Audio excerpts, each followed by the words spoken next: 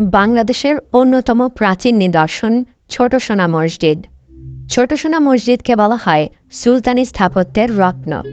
প্রাচীন বাংলার রাজধানী গৌরনগরীর উপকণ্ঠে সিরিজপুর গ্রামে এই স্থাপনাটি নির্মিত হয়েছে, যা বর্তমানে বাংলাদেশের রাজশাহী বিভাগের চাঁপাইনবাবগঞ্জ জেলার শিবগঞ্জ থানার মধ্যে পড়েছে।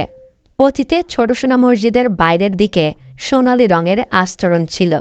সূর্যের আলো পড়লে সেই রং সোনার মতো ঝলমল করত, সেজন্য এর নাম হয়েছে সোনা মসজিদ। প্রাচীন গৌরনগরীতে সুলতান নুসরত শাহ অনেকটা একই রকম আরেকটি মসজিদ নির্মাণ করেছিলেন, তবে সেটি ছিল আরও বড়। তাই স্থানীয় লোকজন গৌরনগরীর মসজিদটিকে বলতো বড় সোনা মসজিদ, আর নগরীর বাইরে থাকা এই মসজিদকে বলতো ছোট সোনা মসজিদ। বাংলাদেশের 20 টাকার নোটে ঐতিহাসিক ছোট সোনা মসজিদের ছবি আছে। মসজিদের মাঝের দরজার উপরে প্রাপ্ত শিলালিপি থেকে জানা যায় ওয়ালি মোহাম্মদ নামের এক ব্যক্তি এই মসজিদ নির্মাণ করেছিলেন। তবে শিলালিপিতে নির্মাণের তারিখ সম্বলিত অক্ষরগুলি মুছে যাওয়ার কারণে সঠিক নির্মাণকাল জানা যায়নি। তবে ধারণা করা হয় 1494 থেকে 1519 সালের মধ্যে সুলতান আলাউদ্দিন হুসেন শাহের শাসনামলে এই মসজিদ নির্মাণ করা হয়েছে। ছোট সোনা মসজিদ মুসলিম স্থাপত্যের এক অন্যতম নিদর্শন।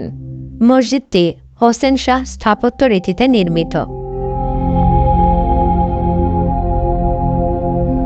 ছোট সোনা মসজিদ উত্তর দক্ষিণে 82 ফুট লম্বা এবং পূর্ব পশ্চিমে 52.5 ফুট চওড়া।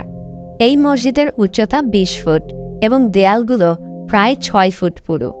মসজিদের দেয়ালগুলো ইটের তৈরি হলেও দেয়ালের ভেতরে ও বাইরে পাথর দিয়ে ঢাকা রয়েছে। মসজিদের 4 কোণে 4টি বুরুজ আছে, এগুলো অষ্টকোণাকার। ছাদের কার্নিশ পর্যন্ত উঁচু বুরুজগুলো ধাপে ধাপে নকশা করা আছে। মসজিদের পূর্ব দেয়ালে 5টি খিলানযুক্ত দরজা আছে। খিলানগুলো বহু ভাগে বিভক্ত, এগুলোও অলঙ্করণে সমৃদ্ধ।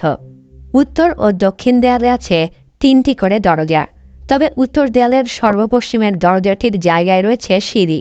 এই সিঁড়ি দিয়ে মসজিদের ভেতরে দোতলায় অবস্থিত একটি বিশেষ কামরায় যাওয়া যায়। কামরাটি পাথরের স্তম্ভের উপর অবস্থিত। গঠন অনুসারে কামরাটিকে জেনানা মহল বা নারীদের জন্য নির্ধারিত স্থান হিসেবে ধারণা করা হয়, তবে অনেকের মতে এটি জেনানা মহল ছিল না, এটি ছিল সুলতান বা শাসনকর্তার নিরাপদে নামাজ আদায়ের জন্য বিশেষ কক্ষ। ছোট সোনা মসজিদের ভেতরে কালো ব্যাসল্টের 8টি স্তম্ভ রয়েছে। স্তম্ভগুলো দ্বারা মসজিদটি উত্তর দক্ষিণে 3টি আইল ও পূর্ব পশ্চিমে 5টি সারিতে বিভক্ত। পূর্ব দেয়ালের 5টি দরজা বরাবর 5টি মিহিরাব আছে।